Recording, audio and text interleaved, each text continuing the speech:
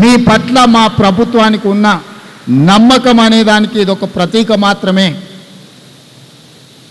అదేవిధంగా చివరిగా ఒక మాట చెప్పదలుచుకున్నా. ఆనాటి మన్యం వీరుడు అల్లూరి సీతారామరాజు గారి పోరాట స్ఫూర్తి, మా దండకారణ్య వీరుడు కొమరం భీం స్ఫూర్తి గత కొన్ని సంవత్సరాలుగా వీళ్ళ స్ఫూర్తితోని ప్రజాక్షేత్రంలో ప్రజా సమస్యల మీద కొట్లాడి ఈరోజు పార్టీని ప్రభుత్వంగా మార్చి ఈరోజు ప్రజాప్రభుత్వాన్ని మనం ఏర్పాటు చేసుకున్నాము. ఈ ప్రజాప్రభుత్వంలో రాజులు కూడా భాగస్వాములే.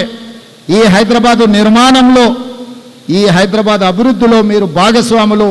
తప్పకుండా మీకు గుర్తింపు ఉంటుంది. హైదరాబాద్, సికింద్రాబాద్, మూడవ నగరంగా సైబరాబాద్ ఈరోజు ప్రపంచంలోనే గుర్తింపు వచ్చిందంటే రాజుల యొక్క శ్రమ అందులో ఉంది.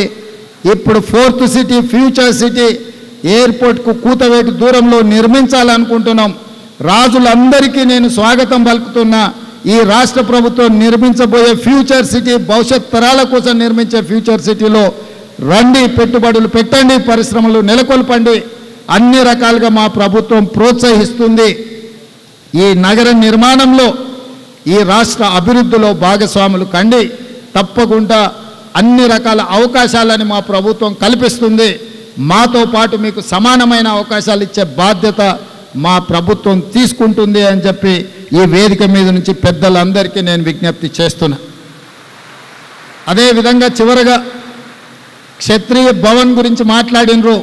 తప్పకుండా క్షత్రియ భవన్కు కావలసిన భూమిని, అవసరమైన అనుమతులను కావలసిన విధంగా అన్ని రకాలుగా తెలంగాణ రాష్ట్ర ప్రభుత్వం సహకరిస్తుంది. ఒక అద్భుతమైన నిర్మాణాన్ని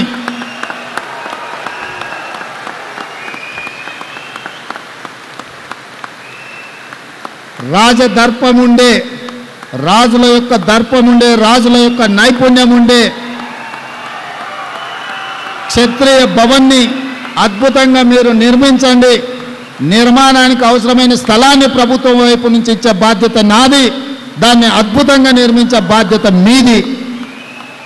మళ్ళీ ఆ రోజు భవనం నిర్మించినాక మళ్ళీ మీతో ఆత్మీయ సమ్మేళనం ఏర్పాటు చేసి మళ్ళీ మీతో నా ఆలోచనలను పంచుకొని ఏమి కావాలన్నా మీకు ఈ రాష్ట్ర ప్రభుత్వం అండగా ఉంటుంది అని మళ్ళీ ఆ రోజు మనం కలుసుకుందాం. ఈరోజు గచ్చిబౌలి స్టేడియంలో కలుసుకుందాం. మళ్ళీ ఆత్మీయ సమ్మేళనం క్షత్రియ భవన్లో ఏర్పాటు చేసుకొని అందులో కలుసుకుందామని మీకు అందరికీ తెలియజేస్తూ ఈ కార్యక్రమాన్ని ఇంత అద్భుతంగా విజయవంతం చేసిన నిర్వాహకులకు, ఎందుకంటే చాలామంది కష్టపడితే తప్ప ఈ కార్యక్రమం విజయవంతం కాదు.